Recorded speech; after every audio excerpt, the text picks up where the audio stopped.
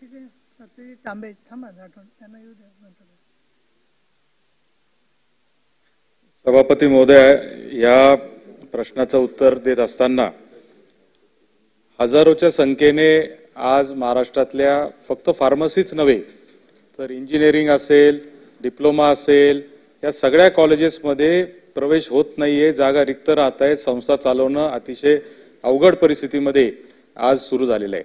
याच्यात पूर्वीच्या काळात झालेल्या चुका असतील की पूर्व आराखडा नव्हता म्हणून आपण अनेक मान्यता दिल्या, त्या मान्यतांमुळे आज अनेक अडचणी निर्माण झाल्या, कॉलेजेसची संख्या वाढली.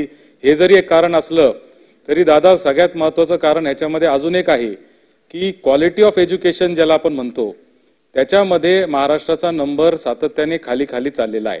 आणि दुर्दैवाने असं सांगावं लागतं की फक्त फार्मसीचंच मी माहिती आपल्याला सांगतो की नॅशनल इन्स्टिट्यूशनल रँकिंग फ्रेमवर्क हे जे देशातल्या सगळ्या प्रोफेशनल कॉलेजेसचं रँकिंग पाहत असतात, त्यांनी 2023ला ज्या फार्मसी कॉलेजेसचं रँकिंग केलेलं आहे त्या पहिल्या 50 मध्ये महाराष्ट्रातल्या फक्त 5च कॉलेजेसचं नाव आहे.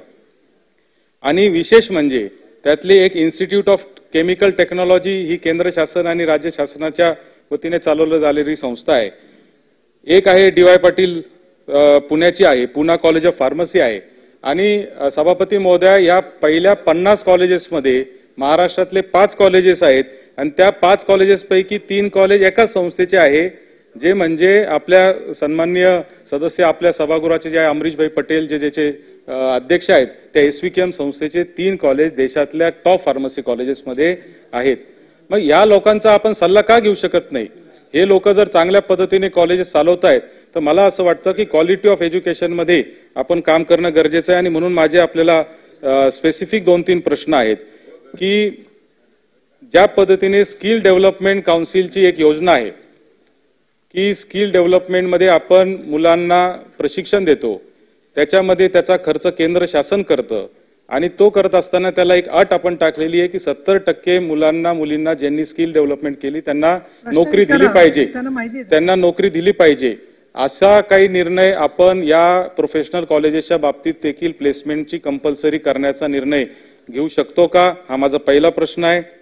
दुसरा प्रश्न, नॅकची रँकिंग ही आपण आता स्कॉलरशिप देतो, या सगळ्या मुलांचा खर्च केंद्र शासन राज्य शासन करतं, परंतु नॅकची जी रँकिंग आहे ती फक्त रँकिंग असली पाहिजे एवढंच आपण कंपल्सरी केलेलं आहे. त्याच्यामुळे अनेक कॉलेजेस हे C ग्रेडचे जरी असतील तरी त्याला स्कॉलरशिप मिळते आहे. तर रँकिंगच्या बाबतीमध्ये प्रत्येक कॉलेजला काही आपण रोडमॅप तयार करायला लावणार आहात का? हा दुसरा प्रश्न. आणि तिसरा प्रश्न, या 50 कॉलेजेस जे देशामध्ये सगळ्यात टॉपचे फार्मसी कॉलेजेस आहेत त्याच्यातले 5 महाराष्ट्रातले आहेत, तर त्यांचा सल्ला घेऊन महाराष्ट्रातल्या इतर कॉलेजेससाठी आपण काय मार्गदर्शक सूचना तयार करणार आहात का? असे माझे 3 स्पेसिफिक प्रश्न आहेत. सभापती महोदय, त्या वेळेला